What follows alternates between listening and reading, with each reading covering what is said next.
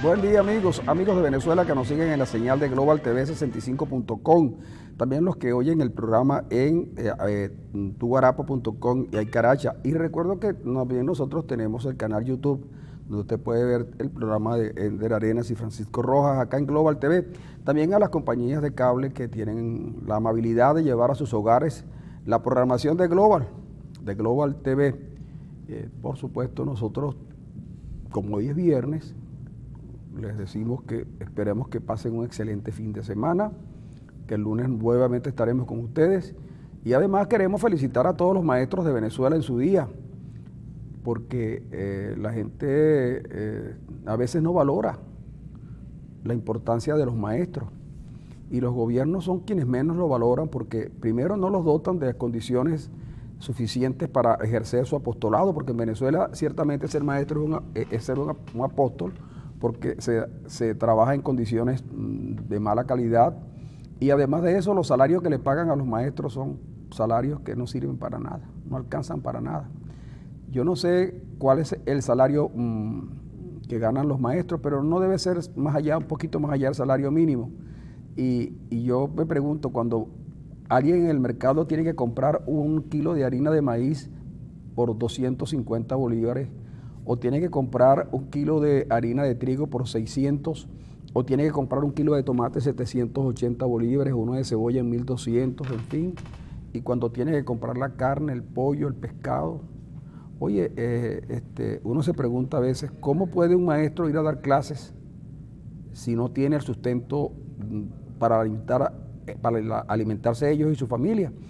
Y de paso, ¿cómo hace el maestro para comprar libros? ¿Cómo compra revistas? ¿Cómo compra la ropa? ¿Cómo va a trabajar? Pero sin embargo, basta que usted se dé una pasadita por una escuela que no hayan asaltado los malandros durante el periodo vacacional. Porque las escuelas, yo no sé qué pasó en este país. Una escuela que lo que sirve es para educar a los muchachos del barrio. Vienen unos tipos y se llevan las cosas, se llevan los aires acondicionados, la tiza, el borrador, los ventiladores, todos los pupitres no se los llevan porque no tienen quien se los compre. Porque también hay que reconocer que acá hay ladrones, muchos ladrones, porque hay quien compra objetos robados y es una actividad pareciera muy lucrativa. Bueno, en esas condiciones nosotros le damos la felicitación de Global y del programa de Rojas y Arenas a todos los maestros de Venezuela. Y por si fuera poco, ayer yo estuve en la Universidad del Zulia, bueno, en las inmediaciones de la universidad, porque alguien me dijo, quiero ver la universidad, y lo pasé por allí, por la zona de la Facultad de Economía, Derecho y Humanidades, y esa persona tenía como un poco de tiempo que no iba a la universidad, y me dijo, pero esto no fue lo que yo dejé. Cuando se fue de la universidad estaban construyendo, había anunciado Rodrigo Cabezas, me dijo Rodrigo Cabezas anunció la construcción de un comedor universitario el más moderno de toda América Latina, en la zona de la Universidad entre Humanidades, Economía y Derecho. Oye, y ayer descubrí que yo tenía años que no pasaba por allí. ¿Y viste que los pilares o todo? No, todavía está ahí abandonado todo, no lo terminaron. Y entonces cuando me paré a preguntarle a alguien qué había pasado, porque la persona que andaba conmigo quería saber, quería indagar, y le pregunté, mira, ¿y qué pasó con esto? Y me dijo, mira chico, eso no es nada, me dijo. Es que el comedor que está en la avenida Universidad está en ruinas y además de eso no está cerrado, porque se robaron las cavas y se robaron todo. Bueno, tú te has hecho un inventario de todas las promesas incumplidas. No, pero una cosita esta, y entonces resulta que me dice que muchos profesores ya cuando son las 7 de la noche, si tienen carro se van. No dan clase. Porque no dan clase, porque la inseguridad. Allí en ese sector de una zona que está por la vía de Humanidades, ese sector se ha convertido en un peligro, porque vienen unos tipos en carros o en motocicletas y atracan estudiantes, profesores y hasta los que venden ahí chucherías. Entonces, oye, me pintó un panorama y dije, ¿cómo es posible que la universidad haya llegado y la universidad gasta un dineral en seguridad? Y además de eso, hasta hizo un referéndum para ver si la policía podía estar presente en las instalaciones universitarias. Pero bueno, el problema de la inseguridad es un problema gravísimo, como el problema alimentario, como el problema de salud, imagínate. Pero bueno, se hacen promesas que son promesas electorales. Aquí se gobierna con programas electorales. y no con programas de gobierno. El gran problema del país es que todo el mundo quiere implementar a rajatabla un programa electoral como programa de gobierno. Entonces uno tiene la sensación de que no hay gobierno, sino que hay campañas electorales. Uno escucha hablar al gobernador Arias Cárdenas y uno parece ser que él estuviera en una campaña permanente, ¿no? Como si no se hubiese desatado de la campaña electoral pasada. Entonces él sigue prometiendo y sigue teniendo un discurso como pintando una realidad que no tiene nada que ver con el Estado. El problema de la inseguridad, por ejemplo. El sicariato victimiza a una persona diaria o a más diaria. Ayer mismo mataron a un joven de 14 años en las instalaciones de un liceo de Maracaibo. Y el atraco, el robo, el asalto es la norma de vida del zuliano. Pero se sigue ofreciendo como una de las, es decir, como una promesa electoral, reducir la inseguridad casi a cero. Pero resulta que en 2 años y medio, esto en lugar de reducirse, se ha ido incrementando a proporciones que son escandalosas. Entonces son promesas incumplidas y hay una canción que dice de Joaquín Sabina que las mejores promesas son las que no se cumplen. Bueno, en este caso estamos siendo castigados los zulianos por una cantidad de promesas que se hicieron y que todo sería resuelto cuando llegara Arias Cárdenas al gobierno y resulta que, mira, las cosas han empeorado. Estamos peor que hace 2 años y medio, o mucho peor que hace 3 años en el Zulia, pero en general el país está demasiado mal. Se comenta que mira, hoy el precio del petróleo amaneció, el petróleo venezolano, por menos de $27 el barril. ¿El petróleo venezolano está menos de 27? De $27. Y eso nos coloca en una situación sumamente difícil, pero aquí no hay una voz oficial del Ejecutivo venezolano que nos diga qué vamos a hacer en semejante escenario, con un precio del petróleo a menos de $30, con una deuda gigantesca, con una economía paralizada y con un modelo que lejos de ser liquidado se sigue profundizando, quizás hasta cuándo, ¿no? Entonces estas son las cosas que debemos discutir en el Parlamento. Vamos a ver qué dice el presidente hoy.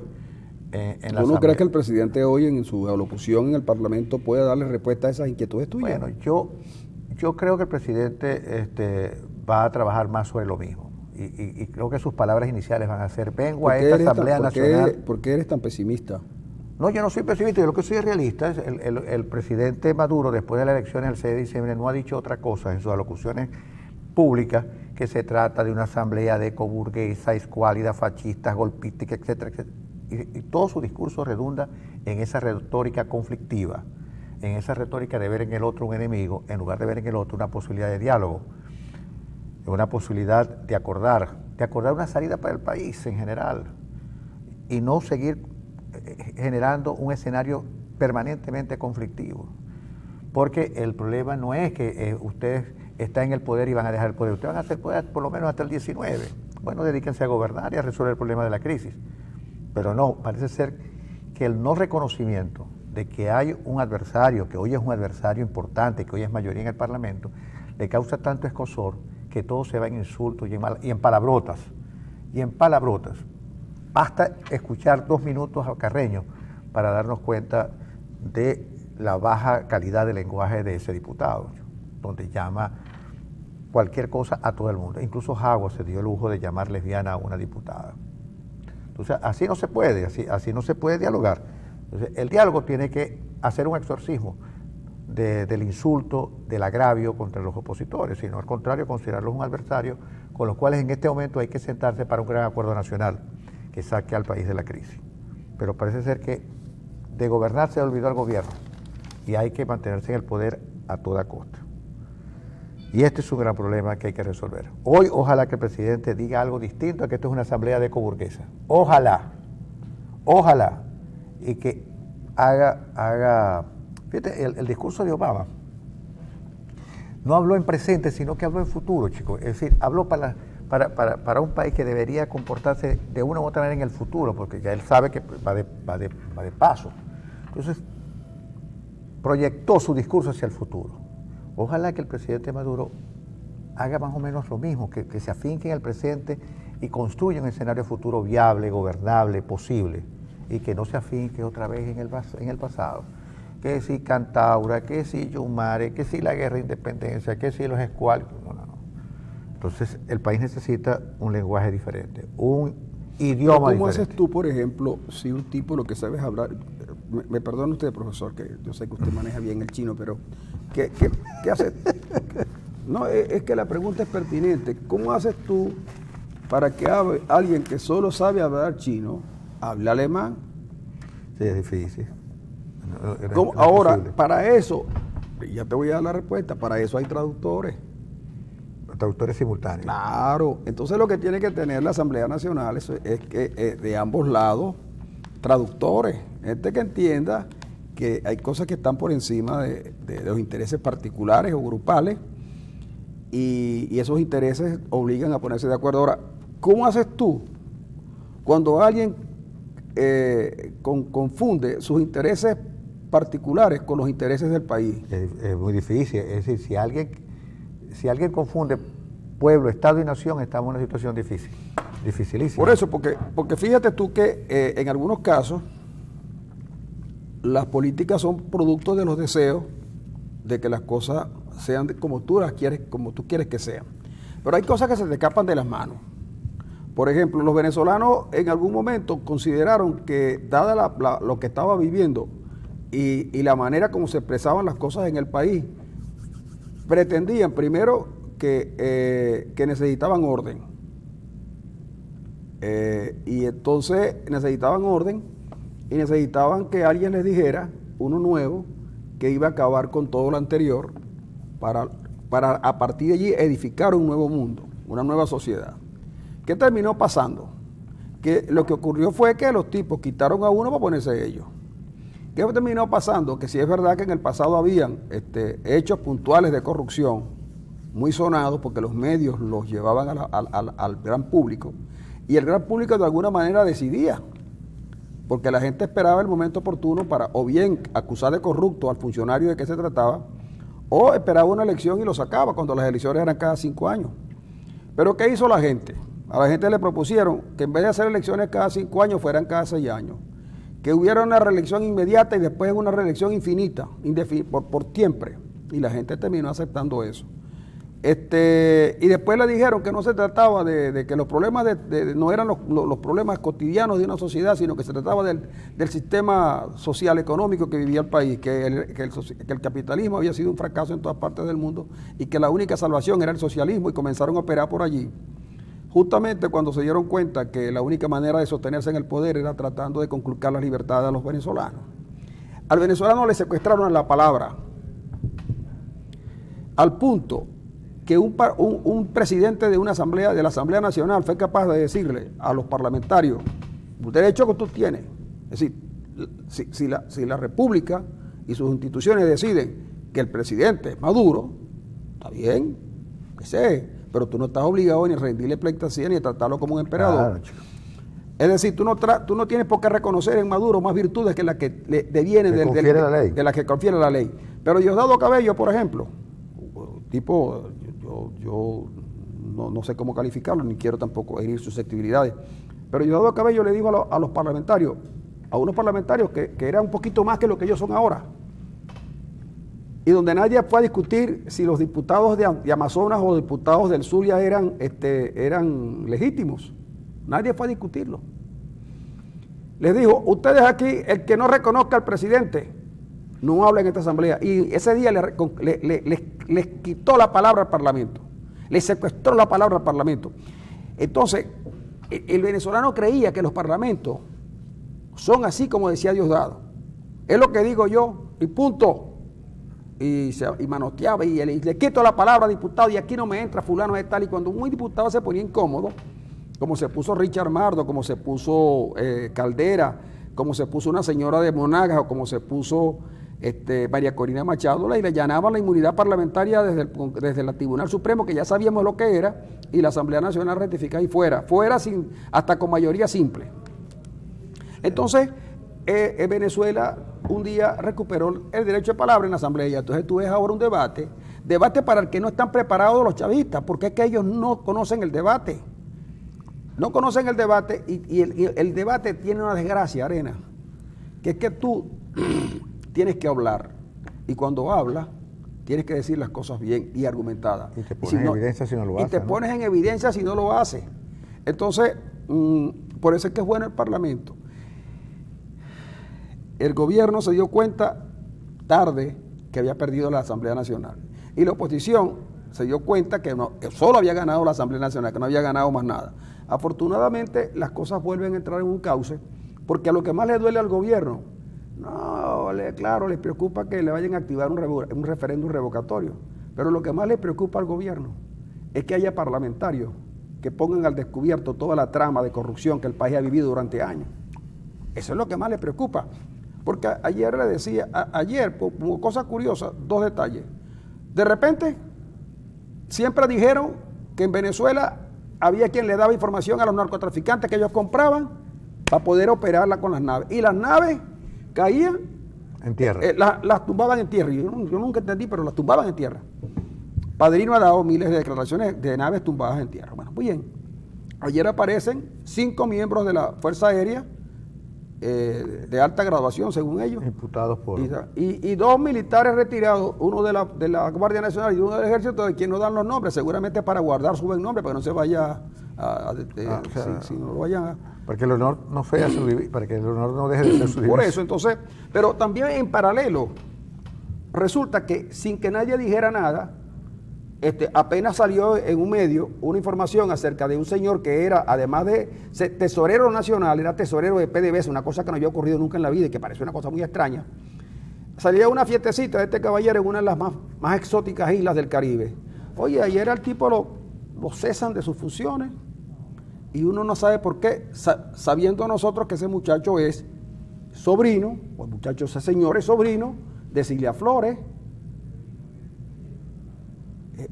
Entonces uno dice, ¿por qué? Si no, porque esa familia Cilia no tenían por qué sacarlo, no señor. Es cuando menos extraño todo esto. Sí, yo creo que la gente es muy suspicaz. ¿Por qué sale Malpica Flores, qué se llama? Eric Malpica Flores. Eric Malpica Flores, que había desempeñado 2 cargos importantísimos de primera línea, tesorero nada más. ¿A la vez? Sí, tesorero nada más de PDVSA y de la Nación. Una cosa que nada más ocurre en una república como esta, que lejos de ser moderna, parece una república de esas que antes se llamaban bananeras. Pero bueno, el hombre sale... ¿Tú sabes por qué este país no se llama República Bananera? Porque hasta las bananas se acabaron. Es posible. Pero bueno, había que preguntarse por qué sale Eric Malpica Flores. Porque el hecho de que haya salido, lo hayan sacado de las tesorerías, no lo exime de ser interpelado, porque él dejó una gestión ahí y esa gestión tuvo consecuencias. ¿Qué pasó entonces? Eric Malpica Flores tiene que ser tiene que ser interpelado por la nueva Asamblea Nacional, como tiene que ser interpelado Merentes, el señor Rodolfo Marco Torres. Los ministros tienen que ser interpelados porque tienen que rendir y Barroso y Aguilera y todos ellos. Barroso, sobre todo, también, que jefaturó Cadivi durante un largo tiempo. Claro. Yo creo que tú lo has dicho bien, la virtud de una Asamblea Nacional que es un poder autónomo es precisamente que controla, vigila y legisla, cosa que no hacía la Asamblea saliente, porque era demasiada sumisa al Ejecutivo y habían intereses que ciertamente se solapaban. Yo creo que, por cierto, hay que decirle a un sector de la oposición que es muy radical, de que en este caso la Asamblea no ha reculado para nada. Solo, lo dijimos desde el mismo día de las elecciones, esta Asamblea va a recuperar la política.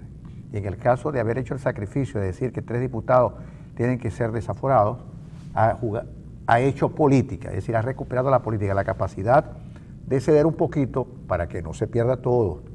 Mira, y hay sectores muy radicales.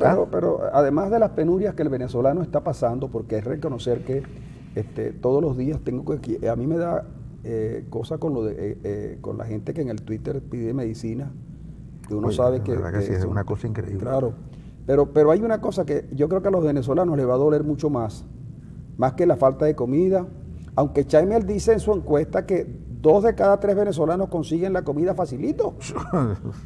Dice Chaimel en su última encuesta que 2 de cada 3 venezolanos consiguen la comida rápido.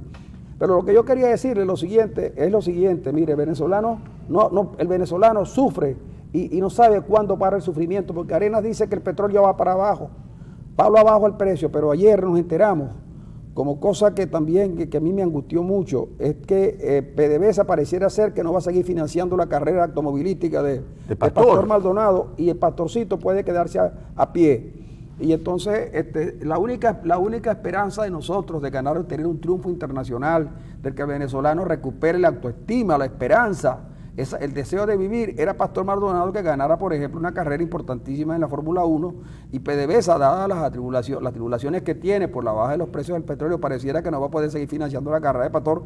Y yo confieso y lo digo de corazón, de verdad lo digo de corazón, si hay que recoger dinero en las calles, si hay que hacer un gran esfuerzo por conseguir dinero en las calles para financiar la carrera de Pastor Maldonado, porque a Pastor lo que le ha faltado es real para pasar del puesto 13 al puesto 1. Ha faltado real, no he podido hacer nada. O también podríamos buscar los tipos que le hicieron el fraude al gobierno en Amazonas, para ver si pueden hacer una cosita en la Fórmula 1. Digo yo que con esas cosas que ellos tienen, que se ponen ahí, a lo mejor eso, Barulla, que es un especialista, pudiera poner a ganar Pastor. Porque si fue capaz de ganarle una elección donde con el gobierno tiene todo el ventajismo, la Guardia Nacional, el Ejército, todo el aparataje del gobierno nacional, enfrentaba a unos indígenas que lo que tienen son sus penachos y sus cosas, y les ganaron la elección. Imagínate que no podrían hacer esos señores en la Fórmula 1. Bueno, yo te digo una cosa, Francisco, yo lejos de tus sentimientos, pero tú tienes que comprender, Arenas, tú eres pastorista, ¿no? Yo soy pastoreño. Pastoreño es la cosa. Tú eres pastoreño. Yo, lejos de esos sentimientos que tú albergas por Pastor Maldonado, yo creo que la mejor decisión que puede tomar PDVSA es decirle, Pastor, vente a Venezuela y ponte a trabajar en algo más productivo, porque hasta ahora has puesto un poco la cómica en la Fórmula 1. Eres un poco, ¿cómo se llama?, mal visto por los demás pilotos, porque eres una amenaza en las pistas de carrera. Y yo creo que PDVSA no tiene por qué financiar la carrera deportiva en un deporte de élite. Para eso está la pequeña liga de béisbol, que, ¿cómo se llama?, que ni un bate le da a la pequeña liga de PDVSA. Entonces hay cosas que se pueden hacer con los dineros de todos los venezolanos que entran a PDVSA, o el petróleo supuestamente de todos. Pero hay cosas que se pueden hacer mucho más útiles, mucho más productivas, mucho más fértiles, que darle dinero a un señor que en 1 hora, 2 horas choca un carro. Yo ahí, mira, lo mejor que puede hacer PDVSA es decirle al pastor, búscate el financiamiento, no te vayas a la Fórmula 1, busca el financiamiento por otra parte. Pero PDVSA no puede estar, porque PDVSA tiene otros intereses ahora y tiene otras urgencias. Y yo creo que lo mejor que puede hacer PDVSA es volver a sus labores habituales, producir petróleo, transformar el petróleo en productos que puedan ser vendidos en el mercado exterior, y dejar la línea blanca, la línea marrón, la línea oscura, los cosméticos, ¿cómo se llama?, esas cosas que no le competen a PDVSA, le competen a otras instancias que pudieran ser inclusive hasta del propio Estado. Pero lo mejor es que el pastor busque su financiamiento por otro lado, y que PDVSA se dedique a lo suyo. No, a ti te parece, bueno, yo respeto tu opinión, tú tienes derecho a pensar así, pero tú no crees. Bueno, yo pienso que lo mejor es que yo me quede callado y me vaya a la pausa.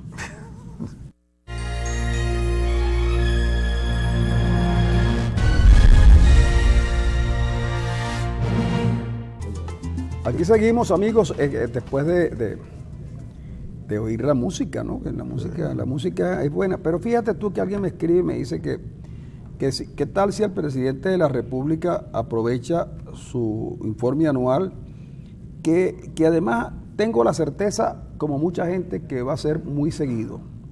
Creo que sí. Va a ser muy seguido. Pero me preguntan que si el presidente pudiera, hoy, yo no sé, yo creo que ese discurso ya está escrito. Yo no sé si el presidente está en sintonía hasta ahora, pero que le preguntan a ver si el presidente puede hablar de qué pasó con la ruta de la empanada, el quid del conuco y los araos, porque de eso al final no se supo nada. Y entonces algunos me dicen que agregue también los gallineros verticales y los cultivos organopónicos, y que no deje de plantear las bondades de la agricultura agrícola. No, porque hay agricultura agrícola. Hay agricultura urbana, y lo que hace falta es nombrar un ministerio para la agricultura agrícola. Para la agricultura agrícola, que yo creo que hace falta, ¿no? Mira, como Venezuela tiene espacio aéreo muy importante, también habrá agricultura aeroespacial. Pudiera, ¿no? Pero por lo menos que se cree el Ministerio de la Agricultura Agrícola, con el propósito de que los venezolanos de verdad, resuelvan el problema de la comida, porque cuando tú vas a un mercado,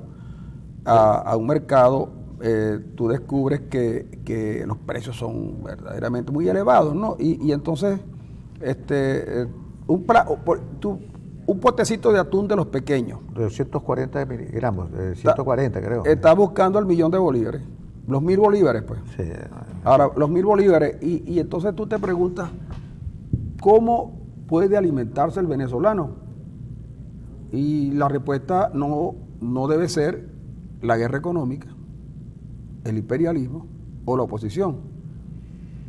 Sí, inclusive estoy leyendo aquí un trabajo sobre la iniciativa del presidente Maduro de ir hasta la OPEP para pedir que se aumenten los precios del petróleo, cosa que va a ser muy difícil, porque es que el precio del petróleo nunca dependió absolutamente de Venezuela, cuyo poder y cuya presencia en la OPEP es casi mínima, porque por la calidad de la exportación petrolera venezolana, que ha caído dramáticamente.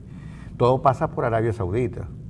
Para que los precios se repunten, Arabia tiene que reducir los precios, tiene que reducir su exportación en 1.5 millones, 1,5 millones de barriles diarios.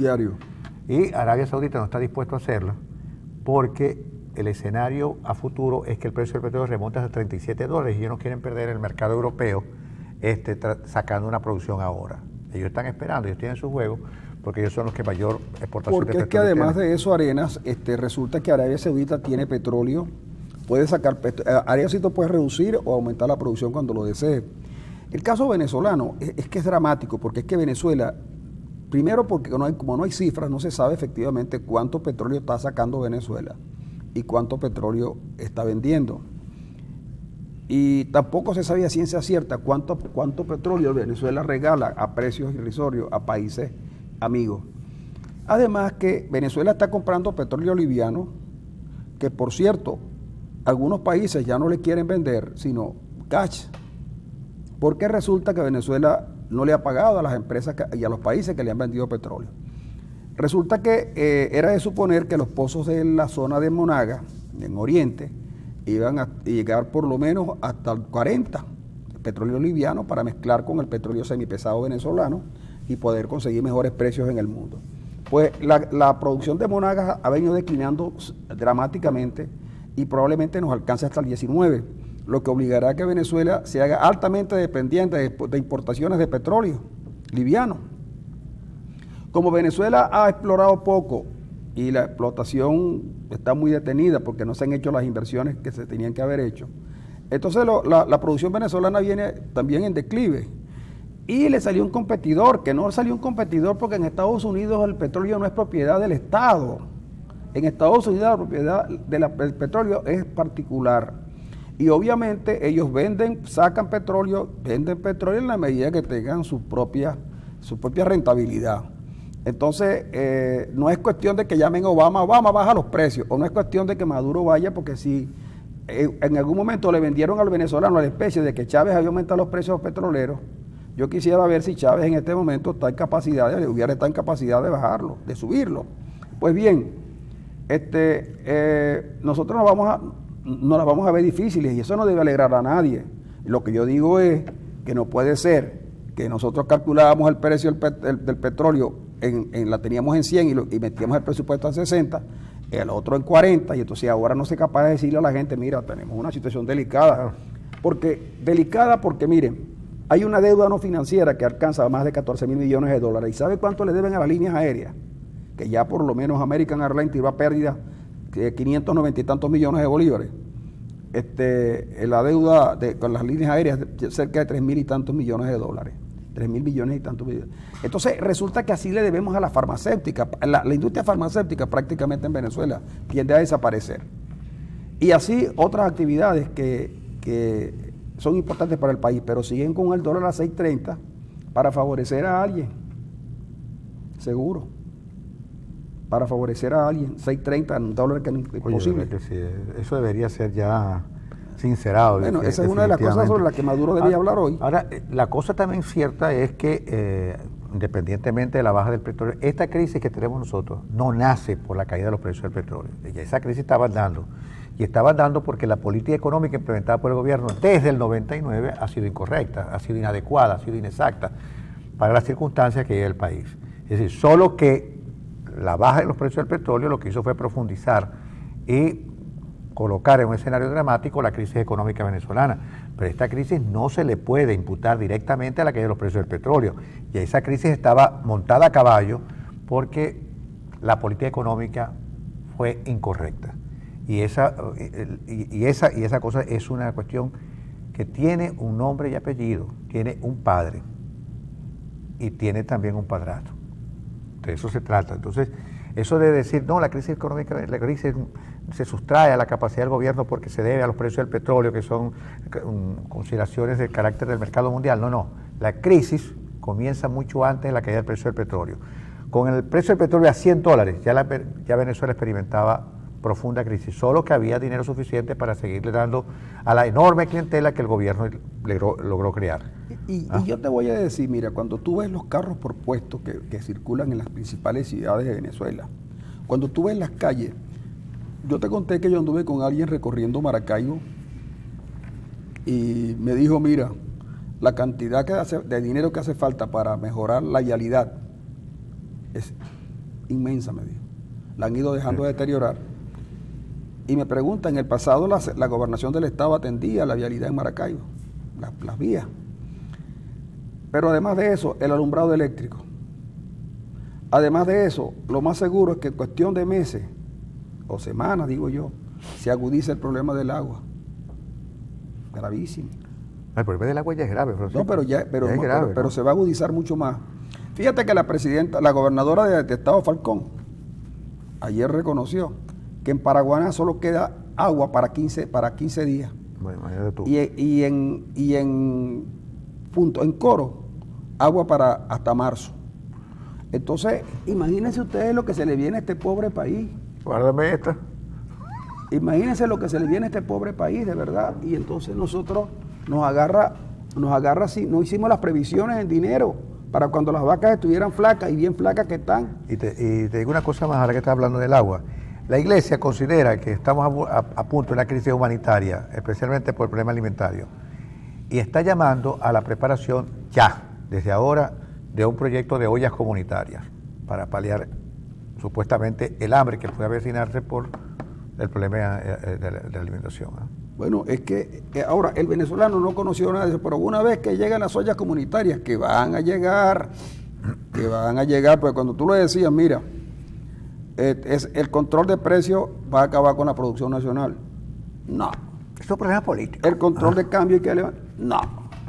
Entonces, todo era control, todo es peso, todo es tal, porque el capitalismo, entonces resulta que ahora, cuando lleguen las ollas, van a decir que es culpa de Henry Ramos. Seguramente. Sí, lo más seguro. Entonces hay que tener un culpable, pero resulta que la gente se cansó, la gente sabe quién es el responsable. Ese es lo que yo digo, que si se dieran cuenta de lo que está pasando, entonces dice, el que le diga a usted, no, es que yo creo que la oposición también tiene mucho de culpa. Mentira, la oposición no tiene culpa de nada. La oposición no ha podido ni siquiera poner al descubierto lo que ocurre en el país. Yo no me canso de señalar que aquí hay tantos casos de corrupción que en algún momento todo el mundo va a saber quién fue el principal propiciador de la corrupción en Venezuela. Y no bastan los ojos, no van a bastar los recuerdos para que la gente diga, mira, esto fue una cosa increíble, porque es que un país no se podía quebrar como quebraron a Venezuela. Oye, y en poco tiempo además, ¿no? En un tiempo relativamente corto, ¿no? Claro, chicos, porque es que a la larga, mira, ¿Tú crees que los países se arruinan, chicos? Los países, sí, ¿cómo se llama? Quiebran. No, los países quiebran, claro que quiebran. Hay que bajar a la Santa María y decir, claro. cerrado por quiebra. Hay un trabajo de un especialista en la materia que dice por qué fracasan los países, y es verdad. Entonces, pero la gente quería que la Asamblea Nacional fue una clarinada. Miren, señores, esta cosa no está bien, pero no. Mira, enceguecidos, ¿vale? No, que no es verdad, no pueden hacer nada. Y no solamente no pueden hacer nada, sino que tampoco quisieron hacer nada en el pasado. Y nos va a costar mucho recuperarnos. Eso de que nosotros somos un país petrolero, sí, siempre y cuando nos volvemos, recuperamos siempre y cuando los precios vuelvan a $150 el barril. Eso no va a ocurrir todavía. Y no va a llegar, en 5, 8, 10 años no va a llegar a 100. Y entonces, ¿qué fue lo que hicimos? ¿A dónde llegamos? Los mercales, los pedevales, la PDVSA que producía cosméticos, línea blanca, línea negra, marrón, línea azul. azul Entonces todo, ¿no? aquello era un dispendio de todo tipo y llegaba, por ejemplo, Champagne y le daban plata y llegaba el otro Glover y pedía plata Danny por una Glover. película, pues no iba a hacer y llegaba.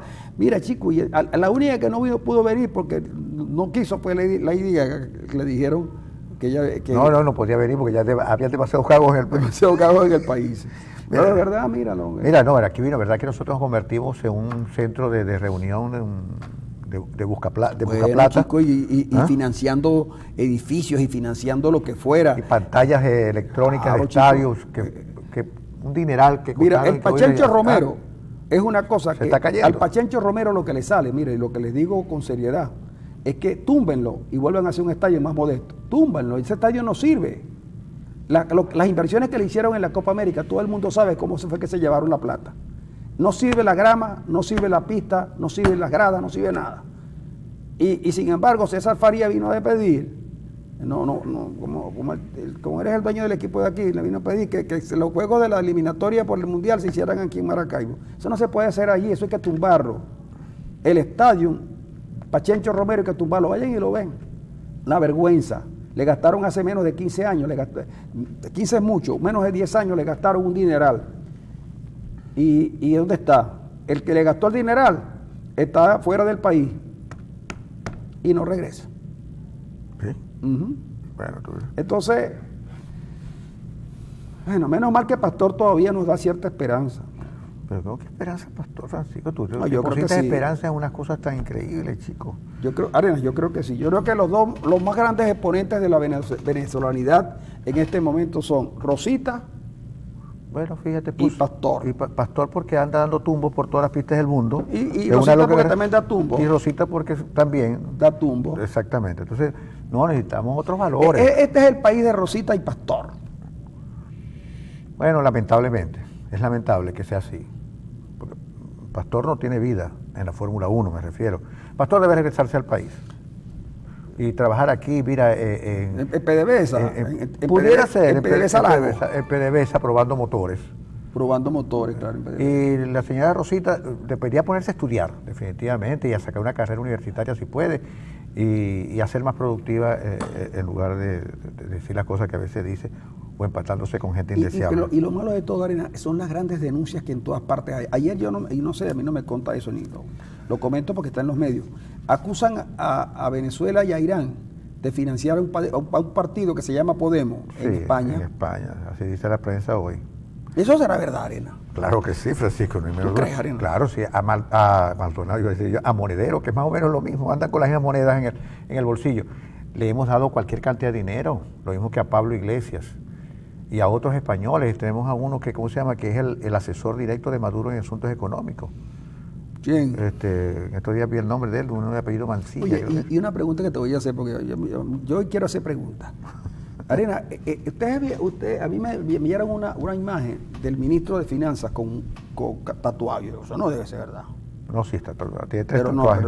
pero yo quiero cuando Una en cada seno y otra por aquí abajo. yo quisiera, yo sé, yo te hago caso a ti, ya a mí me parece un tipo serio, pero yo me río mucho con tus artículos en la prensa, por eso es que yo no te quiero creer esto. No, en serio. Mire, yo los fines de semana, el día sábado yo comienzo a reír muy temprano, porque Ender escribe unos artículos en la prensa, en versión final, y en algunos en bien dateados y en verdades y rumores, y yo me río mucho, pero yo le pregunto a Arena, cuando yo le digo con seriedad es porque él en estas cosas hace reír a la gente, y a mí me parece que la gente que hace reír a otros es poco seria. Y entonces resulta que es verdad, Arena, que tiene tatuado. Tiene tatuado. Tiene, tres tatuajes. Es él, ¿tú crees? Es él, claro. Y esos es él. tatuajes no duelen, Arena. Yo creo que duele. Yo creo que la gente debe Arena, yo creo de hincharse silocaína, algo ahí para No, que pero eso tatuaje debe doler, ¿verdad? claro. Porque eso lo hacen con una aguja, creo, ¿no? Lo van a tatuar. Son artistas los que hacen los tatuajes, porque esos tatuajes que tiene el señor Luis Salas de presidente Chávez, mira, igualito. Pero serán, Arena, serán. Sí, esos son. Ahora, el problema es que el señor Salas no debería exponerse sin camisa en fotografía. Mira, para que tú veas, aquí me está escribiendo un amigo que es muy cercano, que yo le tengo mucho aprecio y le creo mucho. Me dice, la foto del ministro Luis Salas con los tatuajes es un montaje. Yo vi la foto original. Claro, sí, son tatuajes. No dice que es un montaje. No es montaje, chico. No bueno, creo. pero me lo está diciendo una persona que yo respeto. Bueno, a lo mejor es un tatuaje, lo que pasa es que... Un tatuaje no es un montaje. Es un montaje. La foto del ministro Luis Salas con los tatuajes es un montaje. Yo vi la foto original. Ajá, ¿y la tienes allí? No la tengo, pero la foto bueno, original. En todo caso, hicieron eso yo. Ahora, yo tengo una cosa, Francisco. Si tiene tatuaje o no tiene tatuaje, nos debe importar poco, porque como él se pone camisa, yo supongo, y traje, donde los tatuajes no se van a ver. Lo que nos importa es lo que tiene aquí y lo que va a expresar en el papel para poder salir de la crisis. Él le dijo a la gente que estaba en la cola, no se preocupen, sigan haciendo la cola, que nosotros tenemos la solución. Bueno, la esperamos, la solución del señor Luis Salas. ¿Y si la consigue? El problema es que ¿Tú crees que ese tipo, por ejemplo, si hay que coger a un representante de Venezuela, que no le cojan los venezolanos, bueno, los venezolanos solemos equivocarnos con mucha facilidad, que coloquen, por ejemplo, a Herbert Torres y a este muchacho, ese señor Sala, para escoger un representante de Venezuela en el concierto de las Naciones del Mundo para discutir los temas económicos? ¿A quién escoger? ¿A quién escoger? Chico, Herbert Torres debería escoger. Y si colocan a García Banch. Pues también pudiera ser. Y si colocan a Hausmann. Y si colocan a Santos. Miguel Rodríguez. Y si colocan Miguel Rodríguez. Y si colocan a Ochoa. Todos son economistas de primera línea. ¿Tú no crees de verdad que el gobierno no acertó en el nombramiento de Sala? Porque Sala, yo no sé si sabe economía, porque para poder saber si un tipo sabe de algo, tú tienes que saber. Claro, es verdad. Eso es verdad. Pero de todas maneras, Francisco, yo creo que la elección es mala, porque no se puede, en plena crisis descomunal, hay que elegir los mejores. Ahora, el señor Salas puede ser que sepa economía, pero hasta ahora no ha dado demostraciones y evidencias de que está conectado con el sentido de esta época. Él sigue mirando el mundo como se miraba en 1848. Y estamos en el 2016. O antes. Y estamos en el 2016. Ha corrido mucha agua por debajo del puente. Los obreros ya no son los mismos. Los campesinos no son los mismos, los países no son los mismos, la economía no es la misma, pero él sigue mirando el mundo a través de los ojos del manifiesto comunista. Ahora, hay una pregunta que, aunque ya no es del mismo tema, porque de verdad que yo no tengo ganas de tratar el tema ese, porque es muy complicado. ¿Cuál tema? Entre otras cosas, porque a las 5 de la tarde vamos a tener la oportunidad de oír el discurso del presidente Maduro, y yo voy a estar pendiente del discurso de Maduro. Yo también voy a estar pendiente. Yo voy a estar en una reunión, pero voy a estar con mi aparato ahí, con mis audífonos, para poder estar oyendo a Maduro. Pero yo tengo una pregunta que yo te quiero hacer a ti, porque yo sé que tú de esas cosas también conoces mucho, sobre todo porque tú en la radio siempre le das consejos a la gente sobre su vida conyugal y también la cuestión de los negocios. Pero ¿tú crees de verdad que el Chapo Guzmán esté enamorado de Key del Castillo? Está loco por Key del Castillo. Loco por Key del Castillo. ¿Tú has visto a Key del Castillo? Sí, es bonita Key del Castillo. ¿Quién es más bonita, ella o Cristina Kirchner? Esa pregunta ni se hace. ¿Cómo te atreves? Es que las dos son reinas. ¿Cómo te atreves tú? Pero, sí, y son del sur también. Por eso. Dos reinas del sur. Reinas del sur, sí. Pero obviamente aquí del Castillo se lleva por delante la señora Cristina Kirchner. Pero porque es más joven, ¿no? Es mucho más bonita. Y tiene menos silicona en la cara. Cristina Kirchner no es una mujer bonita. Es una mujer, ¿cómo se llama? ¿Tú sabes quién renunció al puesto que tenía en Argentina? El juez Garzón. Renunció porque, claro, a él lo nombró Cristina, porque mucha gente comenzó a decir, tú sabes que aquí hubo dos grandes fueron la comidilla del mundo. Primero, los amores de Cristina Kirchner con Garzón.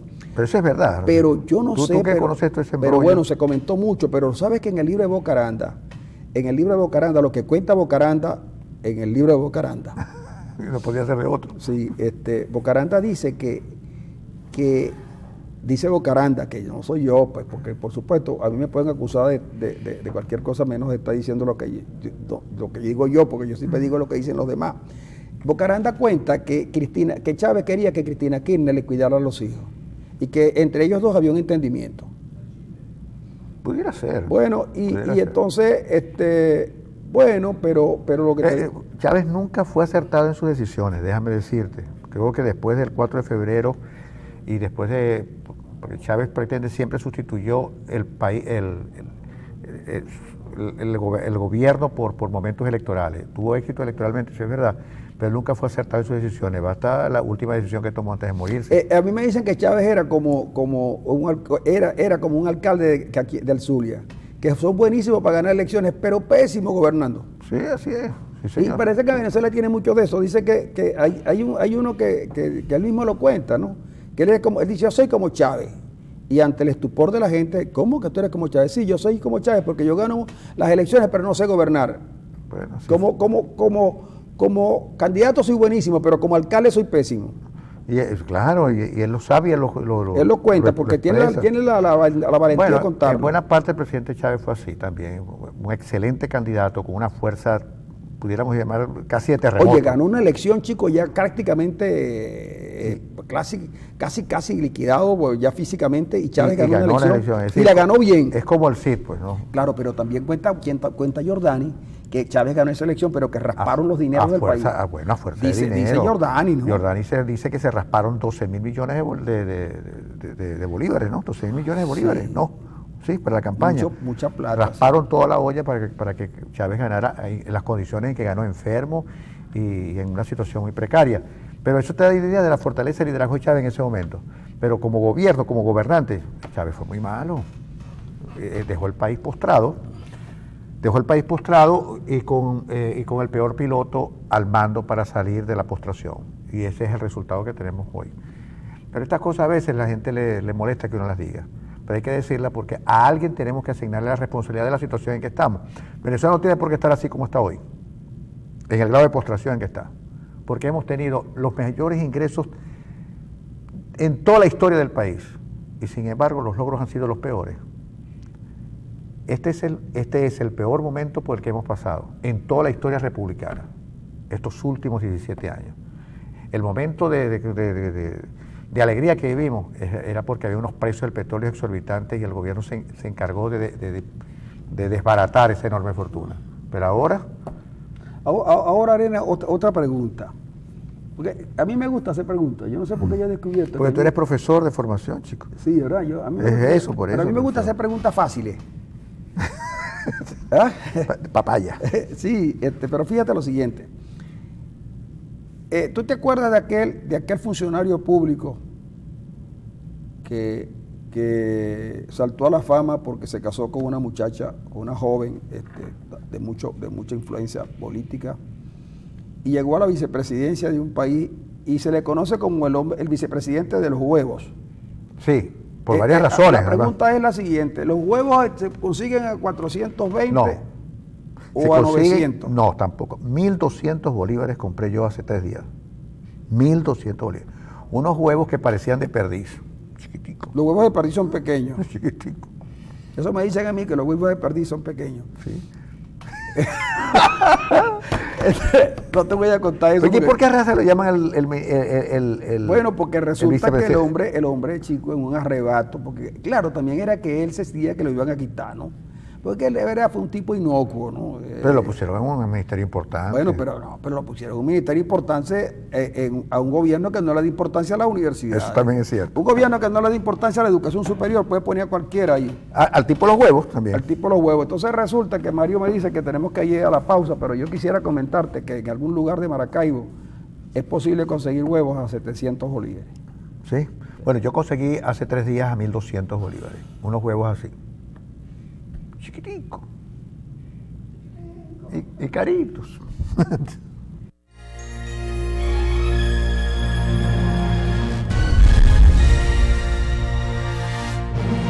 Aquí seguimos, amigos, esta mañana de este día viernes del mes de enero. Ya vienen los días viernes del mes de febrero. Y con ellos... Oye, febrero es un mes raro, o un mes difícil. Febrero es un mes difícil, sí. Difícil, ha sido difícil la historia reciente del país. Y ojalá sí.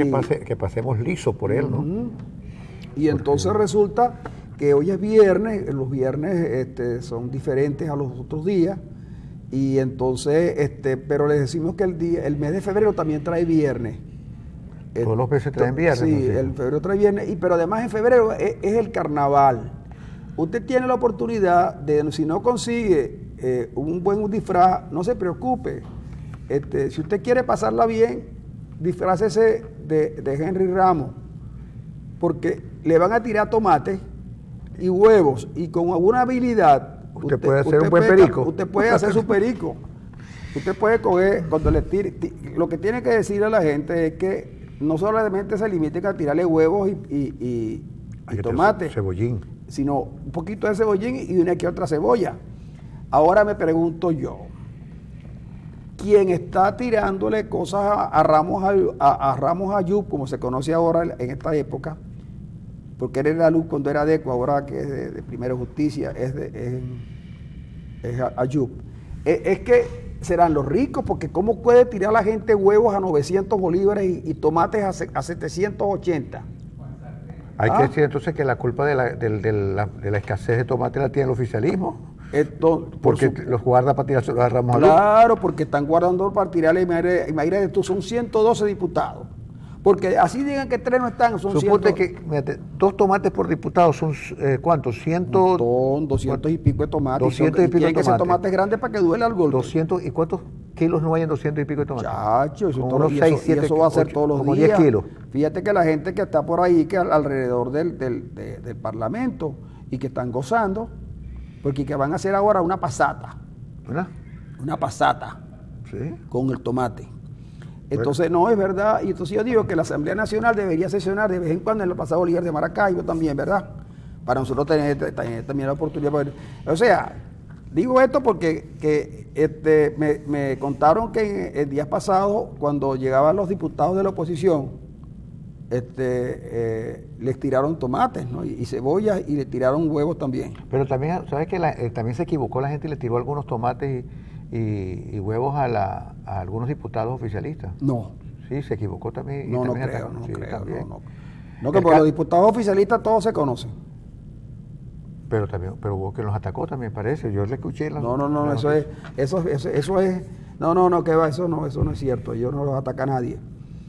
Bueno, así tenemos nosotros las cuestiones y obviamente el Parlamento va a sesionar hoy en la tarde. Ojalá que ya por lo menos el gobierno pidió que de ninguna manera quería barras en el Parlamento. Como cosa que el país ha cambiado, porque antes ellos llevaban las barras. Sí. ¿Verdad? Antes el gobierno llevaba las barras, ahora pidió que no hubiera barras en el Parlamento. Y a mí me parece bien, para poder oír bien al presidente de la República y que él pueda expresarse con libertad y decir las cosas como tiene que ser un país serio. Pero evidentemente todo tendrá que ser después debatido, al igual que debatidos deben ser los informes de los ministros. Porque tendrán que y el informe del Banco Central, porque tendrá que explicar por qué motivo esto no se hizo. Por ejemplo, la parte eléctrica. Han gastado 60.000 millones de dólares en la cuestión eléctrica y los apagones siguen y las principales ciudades del país están a oscuras. Eso tendrá que explicarlo, ¿no es verdad? Y en el caso de la economía también, y en el caso del ambiente también, y en el caso de la agricultura, todas esas cosas tienen que ser y que haya una comisión que trabaje. Que por cierto, Arena, te comento que la comisión esta que estaba estudiando la cuestión de los magistrados, oye, ya está rindiendo frutos, porque acaban de descubrir que los nombraron sin la información curricular de cada uno de ellos. Y eso es interesante porque fíjate, el Tribunal Supremo es un poder extraordinario en una situación de crisis como esta, porque incluso tiene un control sobre los procedimientos y tiene un control sobre los resultados, tal como se ha evidenciado con el asunto de los 3 diputados. Entonces, ¿quiénes tienen que estar allí? Tienen que estar allí los mejores, los más idóneos. Es decir, un Tribunal Supremo de Justicia sobre el cual recae todo el sistema judicial venezolano, no puede recaer en manos de gente que no esté preparada para asumir la justicia como una cuestión importante para un país. Sí, primero tienen que cumplir con todo el baremo que se propone la ley. Y segundo, tienen que ser los más idóneos, es decir, no tener antecedentes penales. Es decir, una cosa es una contradicción increíble, que alguien con antecedentes penales sea al mismo tiempo juez del más alto tribunal de la República. Es decir, no puede haber ese dislate en el Tribunal Supremo. Entonces, eso ocurre y lo tienen que ser revisado. Y ojo, aquel que haya sido nombrado sin cumplir con la ley, sino que haya sido nombrado apresuradamente por circunstancias políticas y por intereses políticos, inclusive algunos muy bastardos, tiene que salir del Tribunal Supremo. Porque la cara de la justicia venezolana no puede ser la peor de las caras. Tiene que quitarse esos lunares, esas verrugas que puede tener. Tienen que ser los mejores, los más idóneos, los más verticales en el asunto de impartir justicia.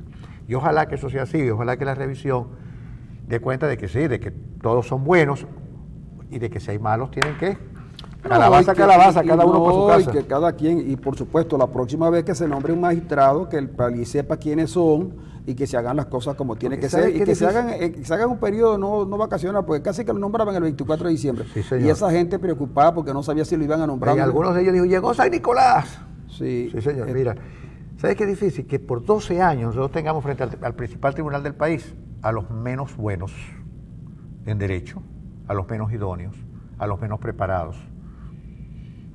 Resulta bien caro para el país. 12 años con jueces que no sean los más idóneos, es terrible, porque la justicia es uno de los pilares fundamentales de la democracia.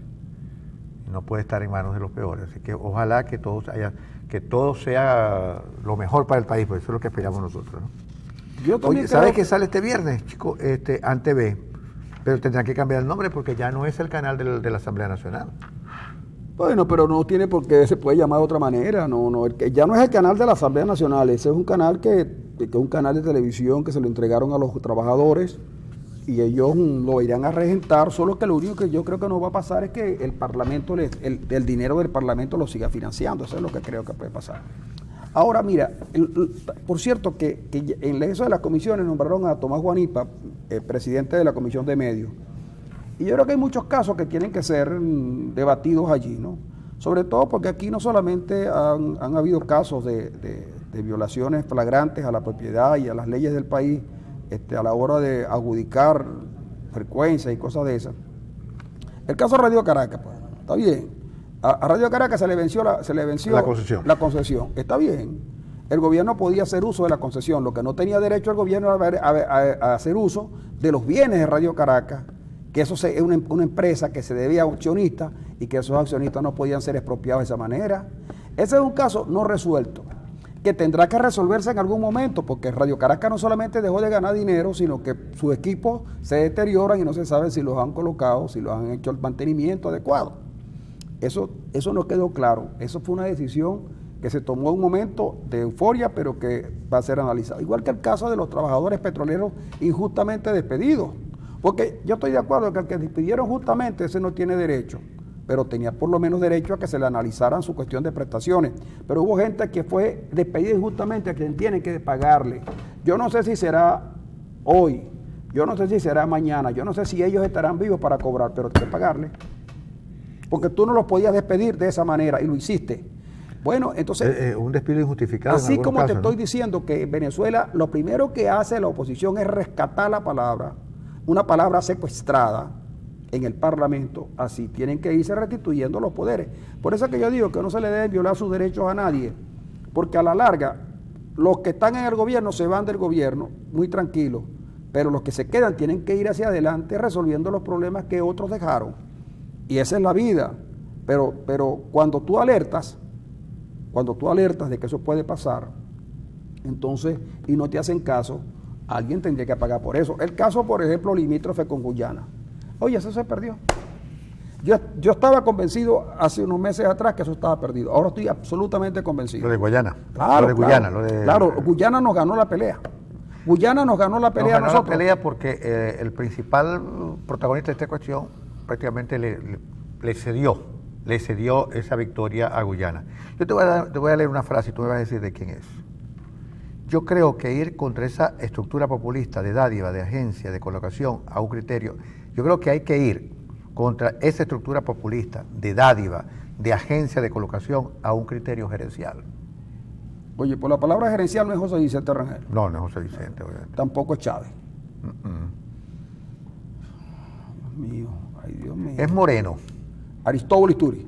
Eso. Aristóbulo decía esto. Mira. Para que tú veas cómo las cosas cambian. Pero para que yo soy un optimista. Eso fue en 1994. Yo soy un optimista. Mira esto, por ejemplo. Hay quienes dicen que el país tiene que ir cambiando. Y a mí se me ocurrió Maduro, se me ocurrió Ramírez, claro, sin saber lo que era Ramírez, ¿no? Oye, qué demoledor el cuestionamiento que hacen en el libro El Gran Saqueo de Ramírez. Y lo que están haciendo los Estados Unidos. Por cierto, yo no sé a qué se debe ese comentario que hace alguien en un Twitter que dice que vienen malas noticias de Nueva York. No sé a qué se refiere. No te preocupes, pero yo te voy a tener informado. Sobre esas malas noticias. Sobre esas malas noticias, pero la impresión que tengo, mira, hay unos detalles que comienzan a salir. Y yo insisto en este tema. Mira, la destitución de Eric Malpica Flores no es una destitución cualquiera. No lo es. Y no lo es. Mira, oye esto, y no lo es. ¿Qué crees tú que le haya fraguado? ¿Del Pino o de otra instancia? Aguántate un momentico. No, Del Pino no tiene autoridad para eso. La destitución de Malpica Flores es mucho más importante de lo que la gente puede creer. Así como lo nombraron, trataron de sacarlo, pero no fue así posible. La destitución de Malpica Flores tiene que ver con otro caso, que pronto se sabrá. Porque eso no es casual. Esa salida intempestiva. Esa salida intempestiva. Eso tiene que ver con alguna otra cosita que se ventila en algún tribunal de alguna parte del mundo. De algún país del norte. Pudiera. Entonces, frente a esto, lo de Ramírez, a quien prácticamente todo pareciera indicar, porque dicen los tipos, si tuvo 12 años de ministro y con el poder que tenía en PDVSA, ¿cómo era que él no iba a saber lo que pasaba? ¿Cómo es que él no sabe lo que pasaba? ¿Cómo es que el alto gobierno no supiera lo que pasaba? ¿Cómo fue que Ramírez se quedó? ¿Y cómo se atrevieron a sacar a Ramírez del poder que tenía? Enviarlo después de ministro de Relaciones Exteriores, enviarlo a la ONU. ¿Qué hace Ramírez? ¿Se viene o se queda?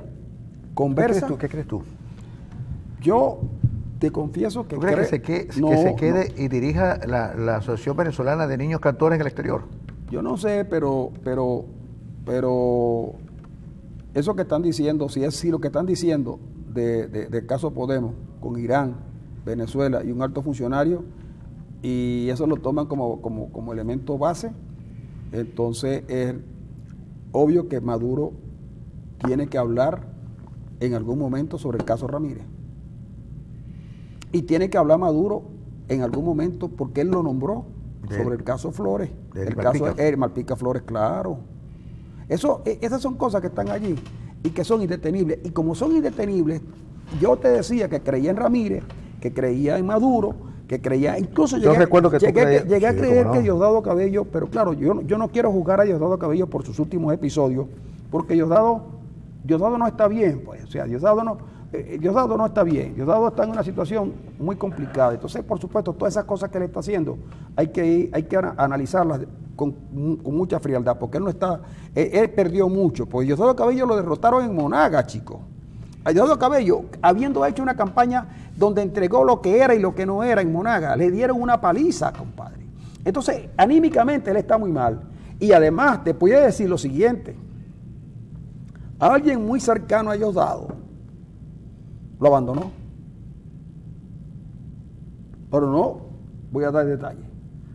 Ahora bien, Diosdado, Maduro, Ramírez, Alzami, chicos, y de repente en una circunstancia de que el país pretenda enrumbarse y tal, a pesar de las opiniones que Aristóbulo dio con el control de cambio, a lo mejor Aristóbulo es el hombre. A lo mejor Aristóbulo... ¿Sí?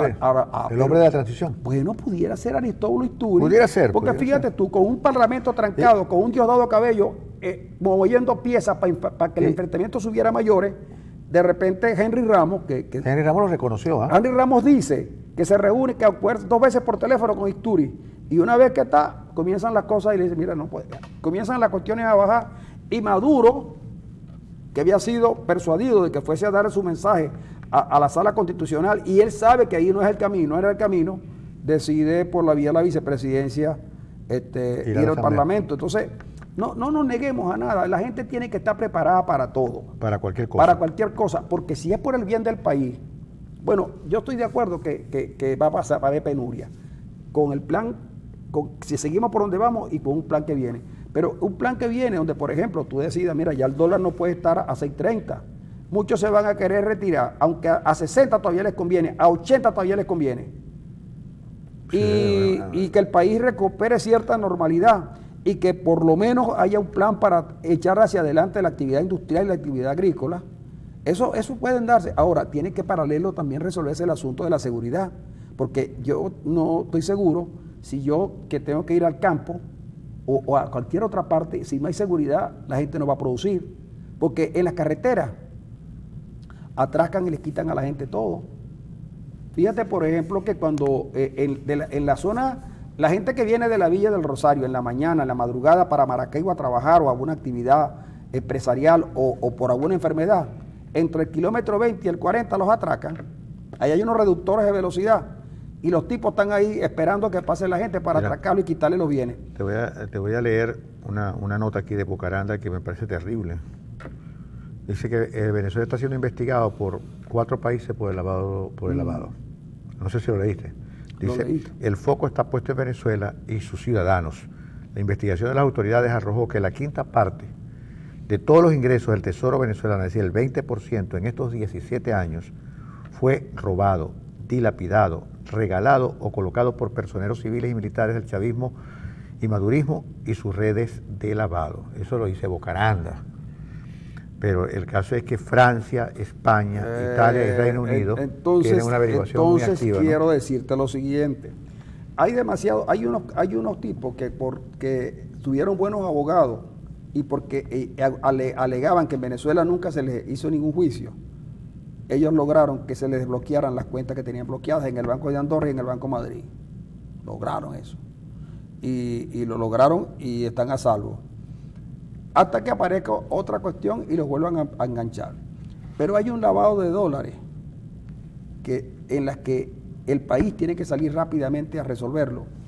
Porque si PDVSA llegara a estar inmersa en una centrífuga de lavado de dólares, lo primero que ocurre es lo siguiente, que PDVSA no va a poder, sale de los circuitos financieros. ¿Ok? Sale de los circuitos financieros. Le va a pasar como los cubanos, cuando los Estados Unidos detectan que el gobierno cubano está metido en el tráfico de droga con el cartel de Medellín y que por instrucciones de Raúl Castro, el general Ochoa y los hermanos La Guardia y otros más eran los grandes capos del narcotráfico. Los cubanos no podían aceptar que moralmente los golpearan los Estados Unidos. ¿Y qué hicieron?